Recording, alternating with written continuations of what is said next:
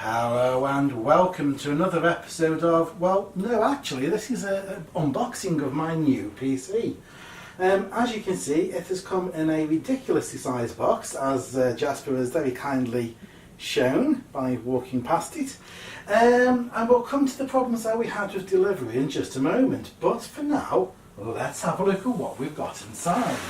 So, if I actually just very carefully cut into this, very carefully. Although the size of the box makes me think I don't have to worry too much. And we'll have a look at what we've got. There we go. And in there. I'm sure someone will tell me off immediately for taking that approach. There we go. Right.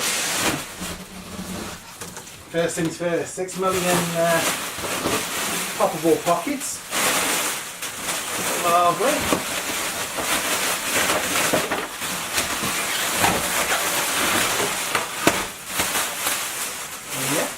And we have the motherboard information, which I'm assuming will also have all of our little bits and all of our CDs and stuff. Fantastic. It's an Intel Core i3, i5 system. We'll post all of the specs online. And this will be the gaming keyboard and mouse combo from a Devastator 2. There we go. Let's put that to one side for now. Jasper's already decided that this is going to be his new home. Come on, Jasper. You don't want to live in here.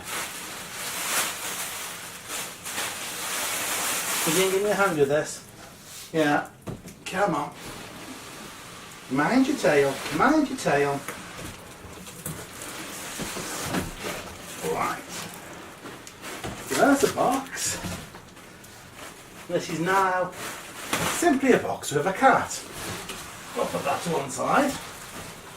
And we'll have a look at this. So, an Eclipse key 400, okay. Take our look at what we have.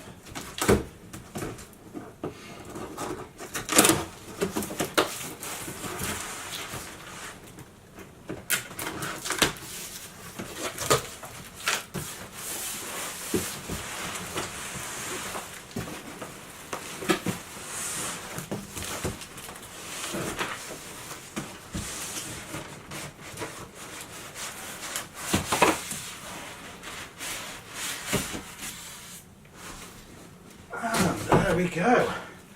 Slightly smaller than the box that it came in, I'm glad to say.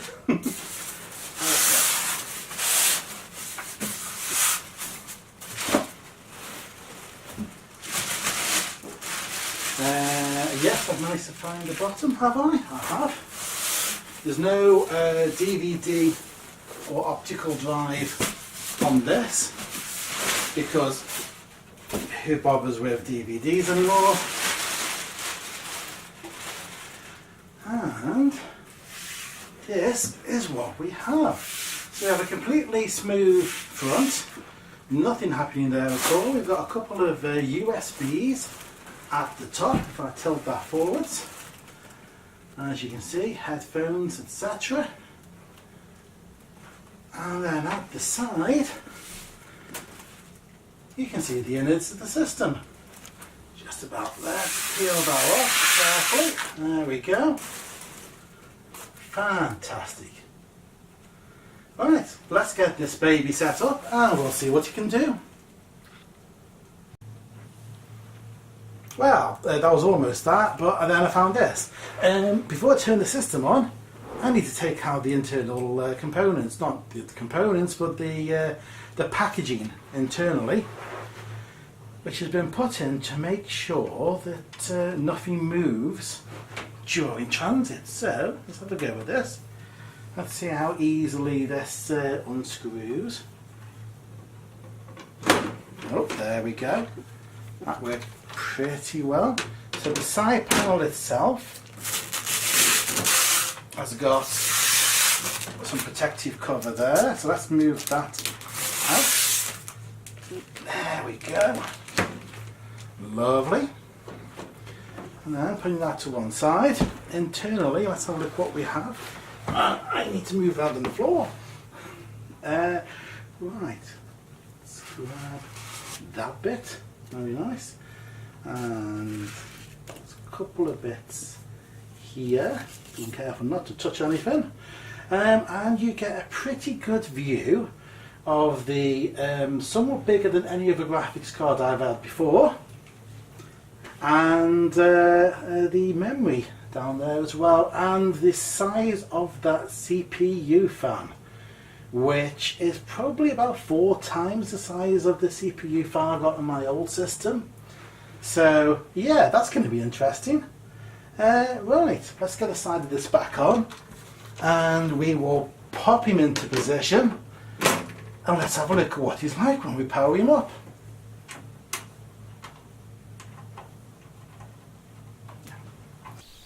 And here we are on the desktop. So, a couple of things here. First of all, the PC came with BallGuard antivirus, which the first thing that it did was, from this other monitor, was complain to me about an infected file on the computer, something to do with wow64 blah blah blah blah, email blah blah, which is like, yeah, okay. So according to BallGuard, who Wired2Fire recommend as your antivirus, there was an antivirus on the system when it shipped. Don't really believe that myself. I think it's a false flag. BallGuard has gone to be replaced with Bitdefender, which I believe is far more reliable. Obviously, Microsoft Edge browser is off the taskbar and Chrome is on.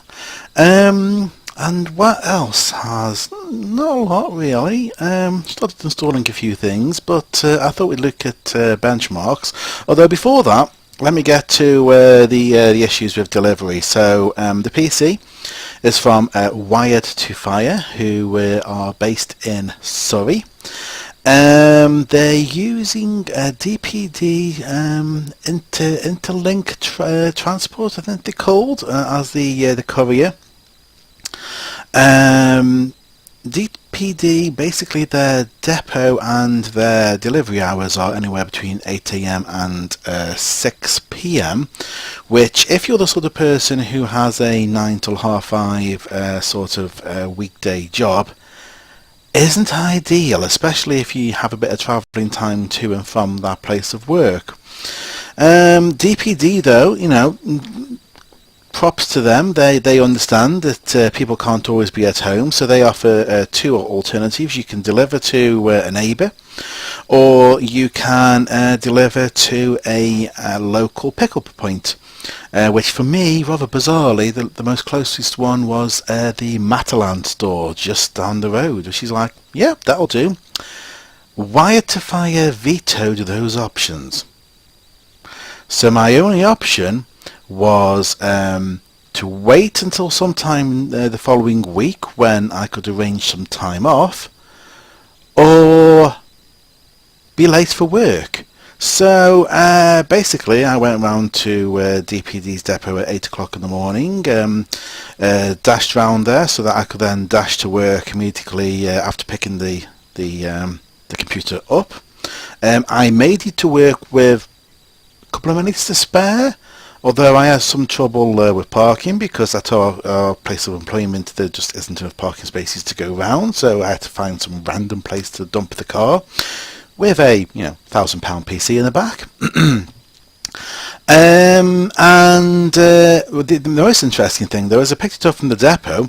The guy there asked me for my address, found me the box, gave me the box. Yes, I signed one of those electronic things, but nobody, you know the sort, you sign and it just basically looks like a zigzag line because it's stupid. But nobody actually ever checked any ID for me. So I could have been anybody who knew that I was having a parcel delivered and knew my address. Fantastic! So yeah, I'd wholeheartedly recommend the PC. I'd wholeheartedly recommend buying the from the company. It's a fantastic system. Just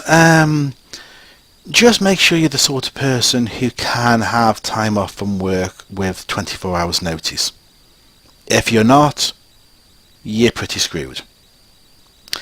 Okay, with that, shall we run some benchmarks and we'll find out what the system can do. I'm not going to record all this because some of it is pretty trippy in the middle and flashes around all over the place, so we'll come back to the results. And there we have it, test completed. So, a pass mark rating of 5,880, 99th percentile. So, 90th percentile on CPU. Well, it is only an i5. Yep. And then the rest. Let's have a look. Yep, this is what we got. How does this compare with when I first ran this? It's a good question. Because I first ran this before installing some of the software. Let me see if that makes any difference. I'm pretty sure I've got this on my Twitter.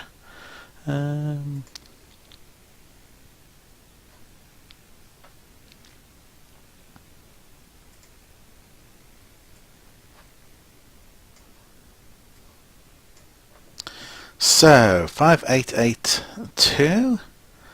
Yeah, okay, so CPU's gone up, right, okay, 2D graphics, okay, so it's pretty much on a par. I've not lost anything by all the software that's now running in the background, you know, your usual Office and everything else, all hogging a little bit of the CPU limelight, but nope, all good on that front. Figures are about the same, some of them are actually better. I guess these things change ever so slightly, don't they? Disk has dropped a little. There is an extra hard drive in there. I don't know if that makes any difference, or whether we just test the main primary hard drive. Not sure.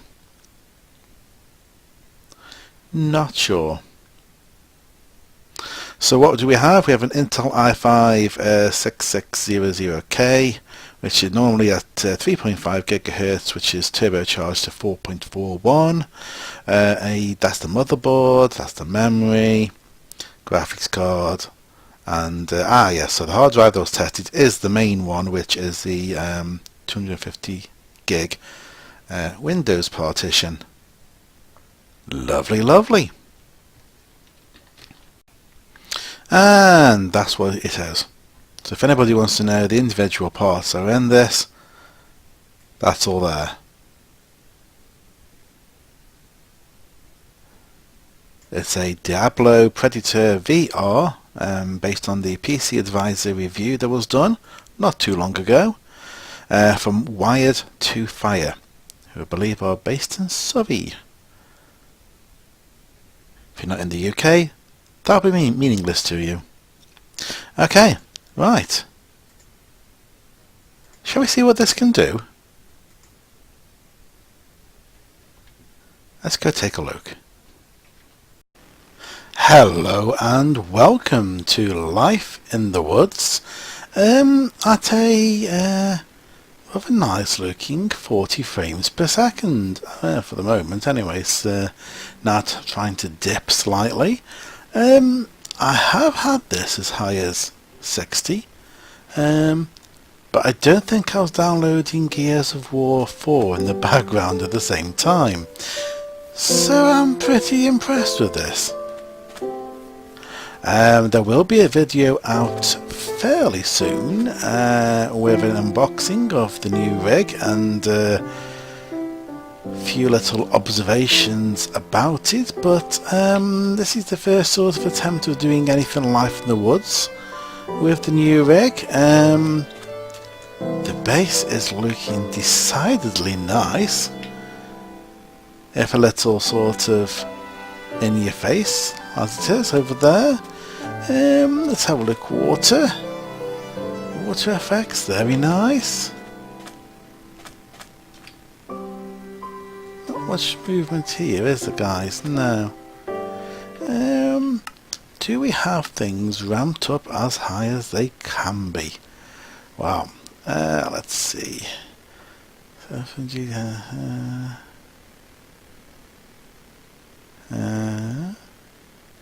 not worry about that then. Graphics are fancy. Details. Clouds are off. Yes, please. Trees default. There is trees fancy apparently. Fancy have transparent leaves. Okay, sun, moon is on. I think we've got in terms of shaders we have the vibrant shaders extreme. I was barely coping with medium before. In fact, I was sort of dipping between medium, low, and off. Look at that view. Oh yes, I'm liking that view. I am very much liking that view. That view from the side. Right, so, okay. We know we're all good on that front. No, not that stuff. Let's stay well clear of that. What are we going to do today? It's a really good question, and you know what? I have absolutely no idea. I'll come back to you in just a moment. So that was some sample video from Life in the Woods. That would have been part of Friday's episode, but unfortunately due to time constraints I never really got that flashed out into a full episode, so I've added it to this instead. The other thing you get with this computer, well by virtue of the graphics card really, is a copy of Gears of War 4. Now shooty action games, not really my genre, although I used to be quite good with Unreal Tournament and headshots. So yeah, I'm installing it. I may do a video on it, I might not. Had some interesting fun trying to actually work out how to obtain this free copy. You get given a NVIDIA game code. You go to their website, you put the code in, it sends you to the Microsoft website. You have to log into your Microsoft account, which then sends you back to the NVIDIA website, to the same place where you put your game code in. Putting your game code back in then comes up with this has already been used, which makes you go, I've done this wrong. And then a bit of searching on Google revealed that after that point you then go to the shop on your computer, or the store, I think it is actually, the Microsoft Store. You log into the store while being careful not to let it make your Microsoft login the PC login, and then you can download Gears of War 4. So I have Gears of War 4 for free. Yes. And yeah, so that's that. I'll give it a whirl. I probably doubt I'll do a video on it unless there's a absolute massive screaming call for it, but I can't see that. That brings us pretty much to, yeah, that is the new PC, the new rig. That's the mini sagas involved with setting it up and all that, and I shall see you next time when we will probably start tackling Civilization 6. Bye bye for now.